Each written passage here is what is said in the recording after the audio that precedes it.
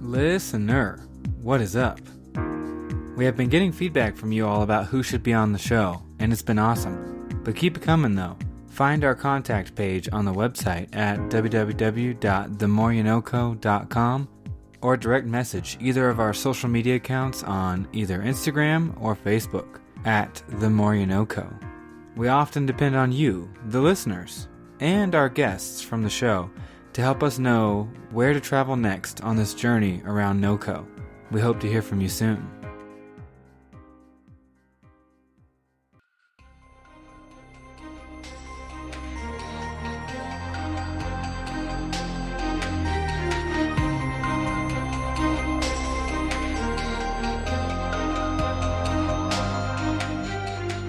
Hello and welcome to The More You Know Co., the podcast shining a spotlight on different people and wonderful ideas of Northern Colorado in hopes that it makes your life just a little bit better living here. I am your host, Ivan Wayne. Let's do it.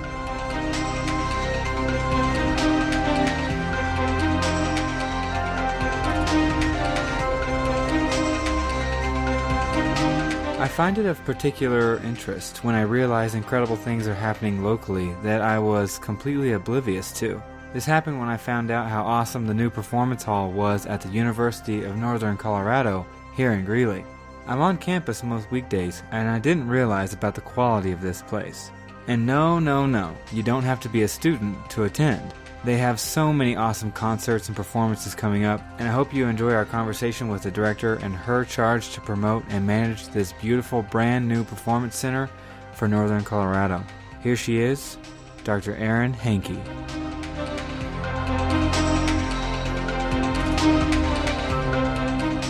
And it's doctor, right?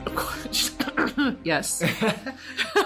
So I sit here with Dr. Erin Hankey, and you are the managing director of the UNC Campus Commons Performance Hall. So for those who are not familiar with UNC, what is the Campus Commons? And until I sat down with you today, I hadn't been in the Campus Commons, so I'm a very bad UNC bear. I needed to be in here a lot earlier. A bad bear. That's right, I've been a bad bear. And then I also did not know until today that there was a performance hall here. So what type of shows You're get so hosted uninformed. here? I am, yes.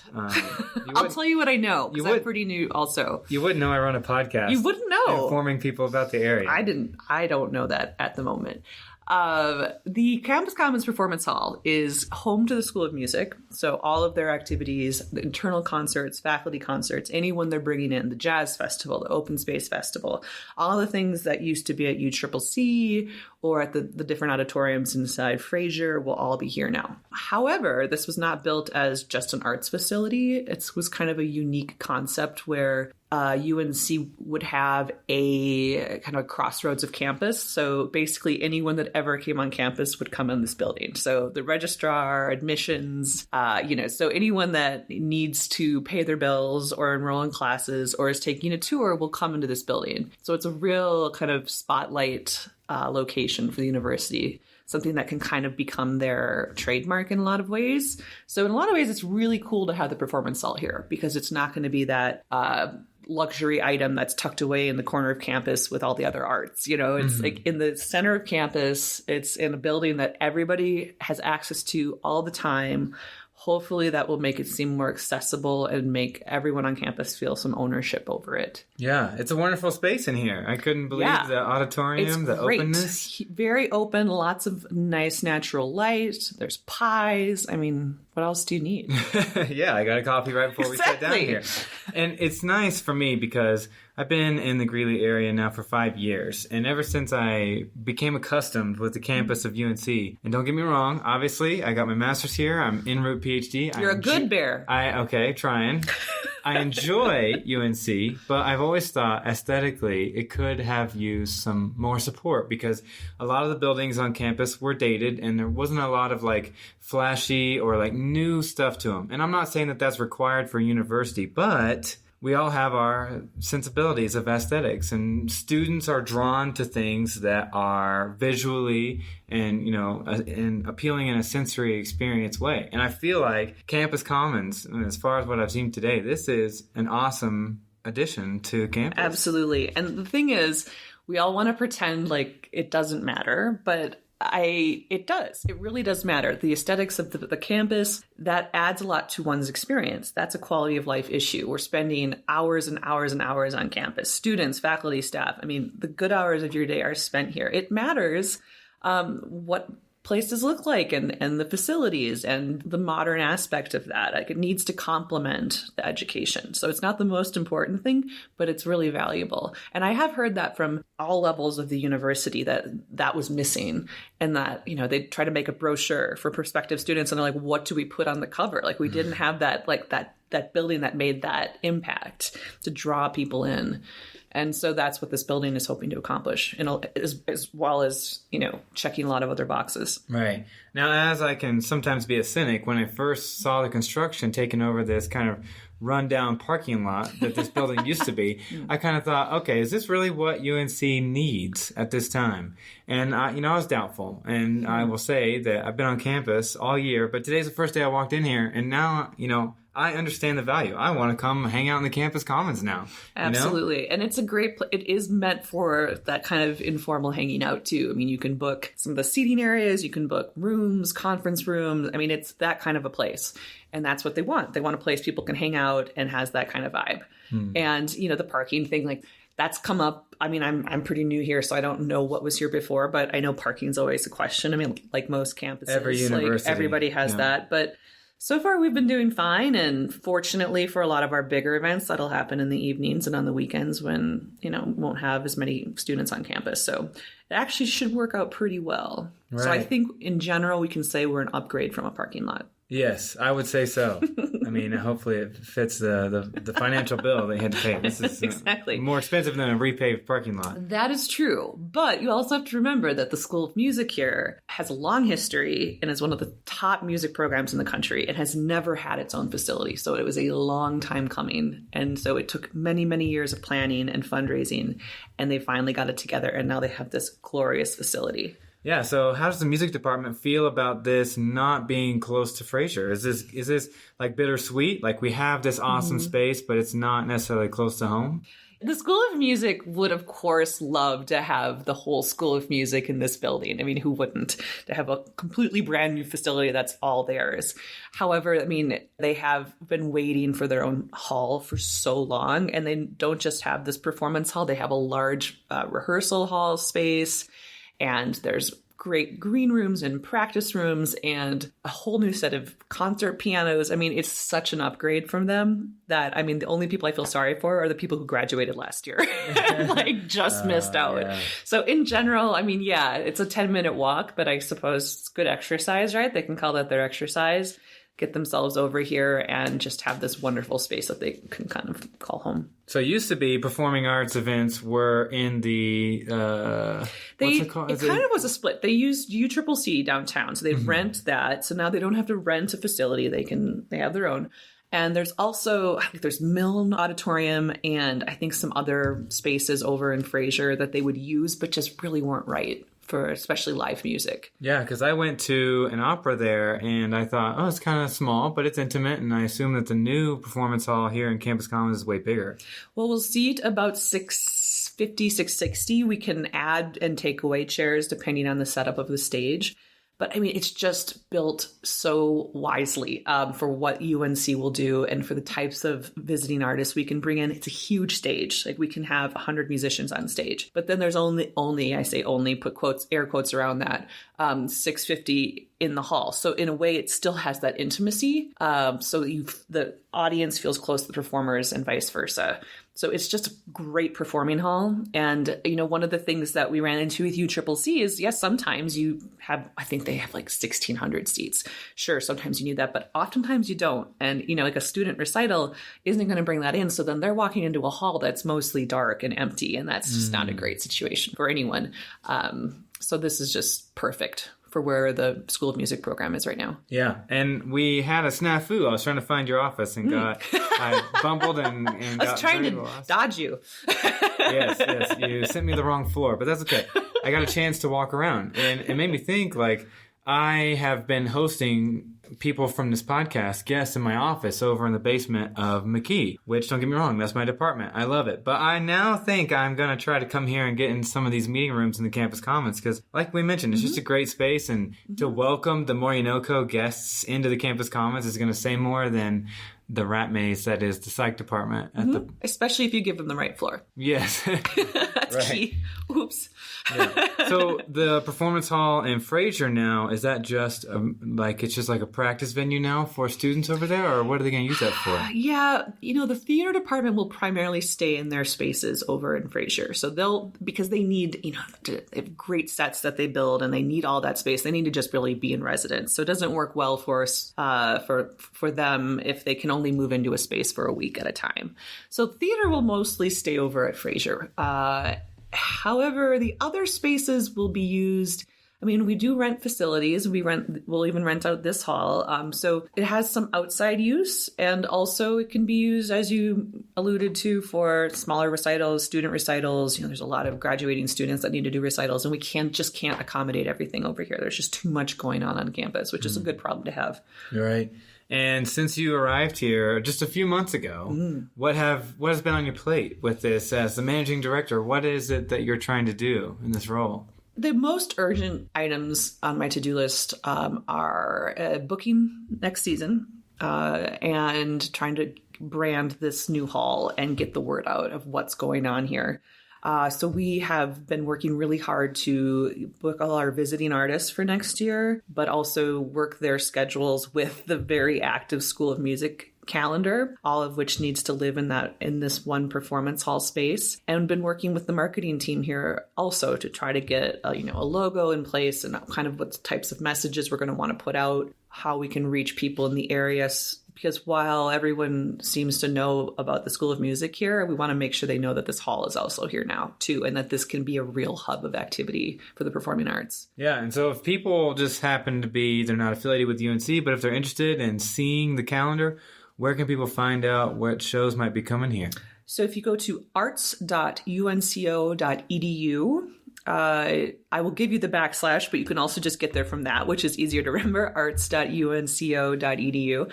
And you can also do / campus -commons. So we're in the campus commons building, and that's where the ticketing office is as well. So this whole building is a hub of activity in just about every level. So that's where you can link to our schedule to get to the tickets, learn more about the building and who's coming. We will start selling tickets on April 12th already. That's when the big grand opening is. There'll be the presidential investiture here in the performance hall. We'll also launch the ticketing that day. We will have several series of events that will be happening here, and 3 of those, which are Concerts Under the Stars, our summer series, UNC Presents, and the Spectrum Concert Series. And are there shows in the springtime right now for this season? Yes. We are running the hall as of April 1st, and we will have several different events before the school year even gets out. The Jazz Festival, which is a huge event on campus every year, will be here in Campus Commons, and that's at the end of April. Some really big name jazz performers they bring in every year. We also have faculty concerts. Matilda Edge, soprano, is performing on April 4th. She will be here just this year and then is returning to Chicago because she got hired by the Chicago Lyric Opera, which is a huge deal for her. So we're really glad that we'll get to hear her sing one more time. And of course, the opera will be here also in April. So there'll actually be quite a bit packed in this 1 month before school lets up for the summer. Excellent. So how has your transition to this role and into Northern Colorado been as of late?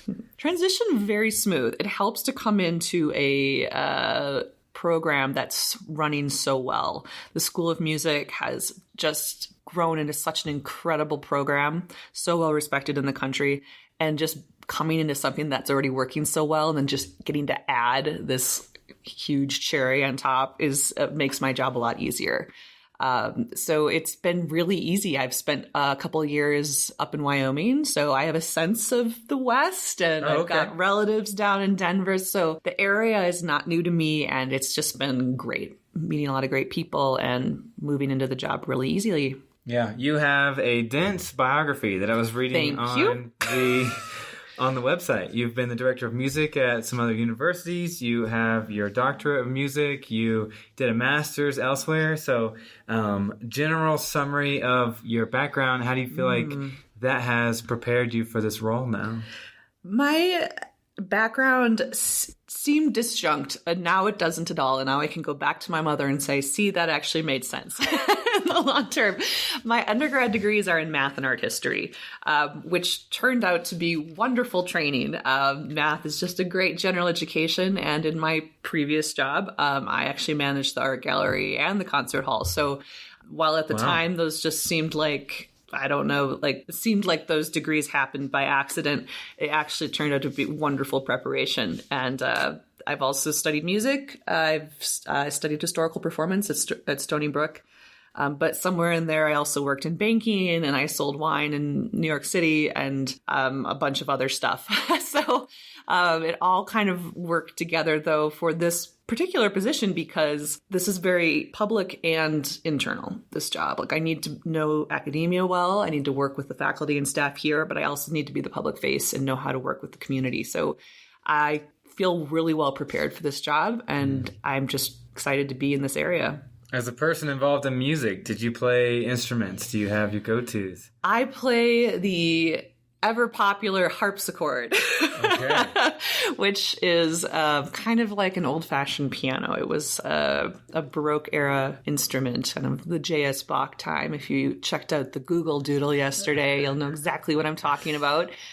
So harpsichord and organ were the instruments I focused on because I was focused on this Baroque period of music performance, and this was pre-modern piano, pre-forte piano. So it was a really interesting study for a nerd like me because there was the performance, but you also had to do a good deal of historical study to understand the notation, and you're reading off these handwritten scripts, and there's no recordings, and so it's nerd heaven. Do you have a harpsichord, or where do you play it? I accidentally sold both my harpsichords before I left New York, and then ended up in Wyoming where there weren't any. So I don't think Wyoming is known for that.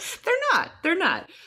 It's not harpsichord central there. But here we have several excellent harpsichords, and I also brought what's called a virginal, which is also like a harpsichord. It's just more boxy. And it's an English style of harpsichord, basically. And I won't get into the details of what makes a harpsichord and a virginal different, because I don't want to put anyone to sleep that isn't already asleep. I know. I know. They're like, wait, I've always wanted to know. So that's came down with me, and I'm able to play the harpsichords here as well. I'm actually going to be making my UNCO debut in April at the Molière Imaginary Invalid, which is the UNC theater production in April, and I will be in full period costume and playing the harpsichord on stage. And where was this? Here on campus. So over in Fraser, I don't remember the hall that the theater program uses. That's okay. They could probably Google you, right? Yeah. And find this out. It's coming up in April. Okay. Yeah, it's Easter weekend. Don't ask why. Right. Hot take here. I'm going to say, I'm not representing the university, obviously. I'm representing just myself as a student. But I think that UNC, it's about time they swallow the pride and make themselves UNCO. It's already the website. But anytime I tell people I'm a student at UNC, if they're not in Northern Colorado, they think, oh, Northern Carolina. Exactly. Go Tar Heels. That happens to me all the time. Exactly. Even people that live here, I'll say UNC, and they're confused. Live here. That's interesting. They're probably transplants. Like myself. Like us. No, I'm with you. Like, a lot of times people seem to be consistent about the UNCO, but then, like, we'll have other things like the Jazz Fest has always been UNC Jazz Fest, so it's going to be kind of hard for them to change the name. Maybe we could just make the O really small or something and then slowly make it bigger in the I just logo. say UNCO now all the time. Yeah. I never say UNC. Yeah. So you had mentioned Concert Under the Stars earlier, and I was thinking, are you moving it inside? Because that might turn Concert Under the Stars into a misnomer. It's still under the stars. There were no guarantees on what was between the music and the stars. Okay. It's still Accurate. Yes and no. So we will have 5 concerts under the stars this year, and 3 will be inside and 2 will not. So we will continue to have 2 free outdoor concerts, the Colorado Jazz Orchestra and the Alumni Band, and then 3 will be inside. And when you hear more about these groups, you'll understand why. One of those is the Colorado Symphony, and we really, I would say, need to have them inside when we're talking about all these acoustic instruments and the types of players. We just really need to have them indoors anyway. It wouldn't Is it for the appropriate sound quality? I believe so, yeah. And will be a Mozart concert with the piano concerto. So the Mozart concert with the piano concerto will feature our brand new 9-foot Steinway. And you really just want to enjoy this kind of music fully acoustic. You don't want to have anything amped or, any kind of anything plugged in, and our concert hall is perfect for that. So that will be the first event this summer, and this is going to be big on a lot of ways. It's our summer opener, but also it's kind of the first big major visiting act. The School of Music has been developing a partnership with Colorado Symphony over the last few years, and we're really turning that up, to 47. I was going to say 11, but that's kind of overplayed. You're just going, way beyond 11. Way beyond, like 4 times plus 3. Anyway, math major. So good at adding. So we'll have the Colorado Symphony indoors. We will have FY5, which is a bluegrass group, a pretty fantastic bluegrass group that will coincide with the bluegrass camp here. So to kind of get that on the map, we have a really strong bluegrass program here in the School of Music as well. We'll feature that group. And then also we have a mariachi group that comes, and it's come in the last few years, but this year we'll have them inside as well.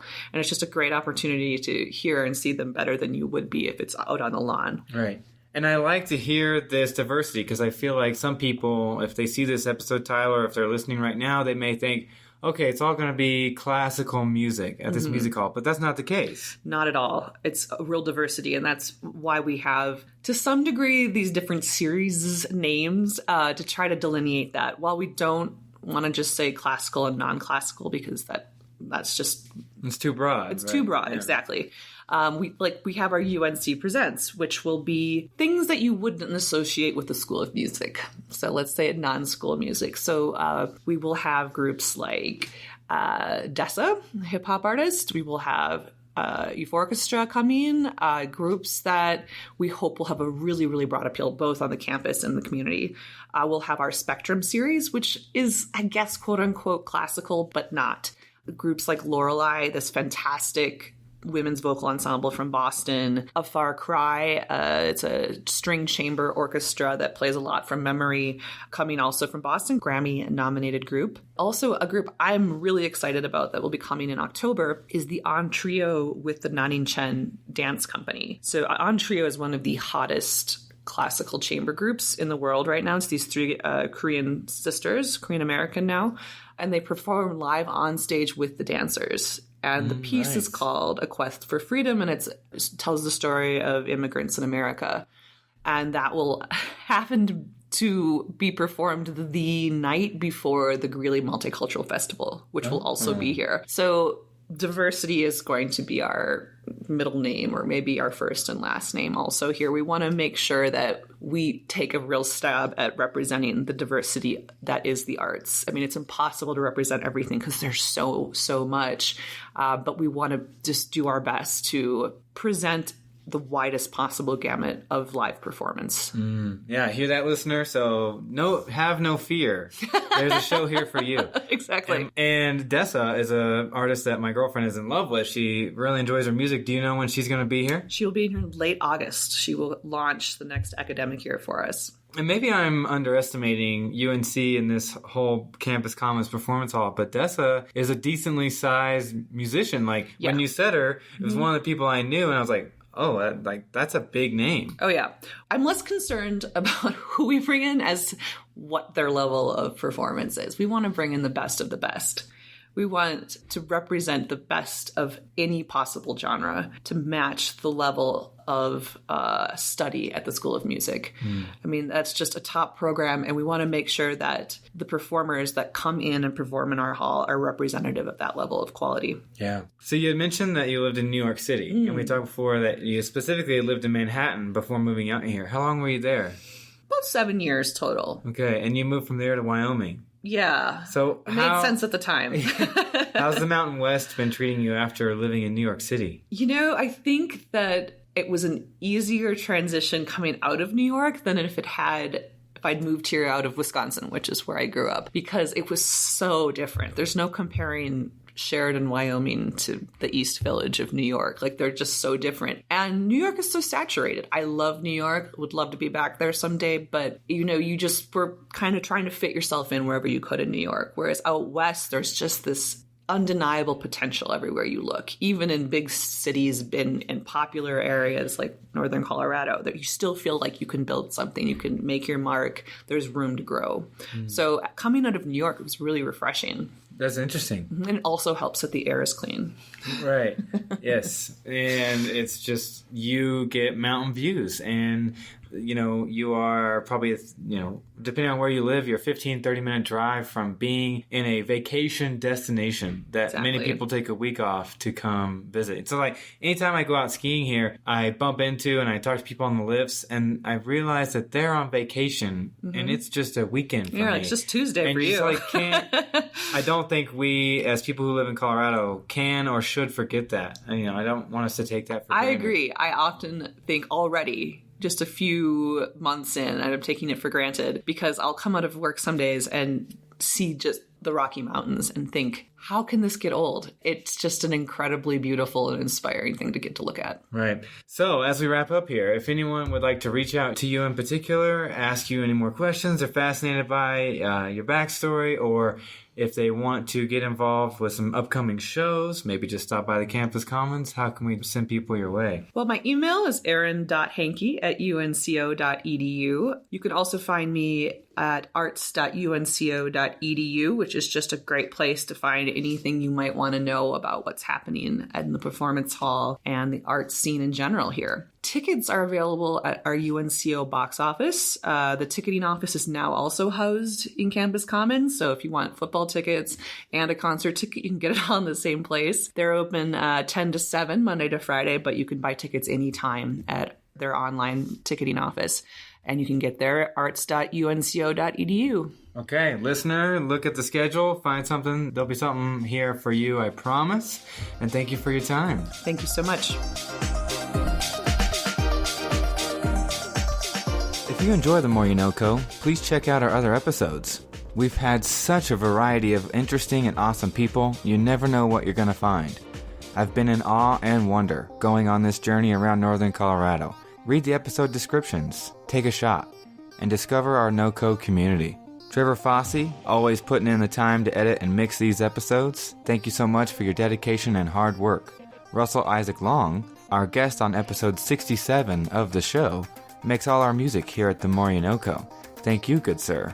We are on Facebook and Instagram if you're interested in staying connected with us, or just to see bonus visual content in addition to this very audio-driven podcast experience. We will be back soon with another conversation, exploring and connecting the people who make up Northern Colorado. Until next time, peace!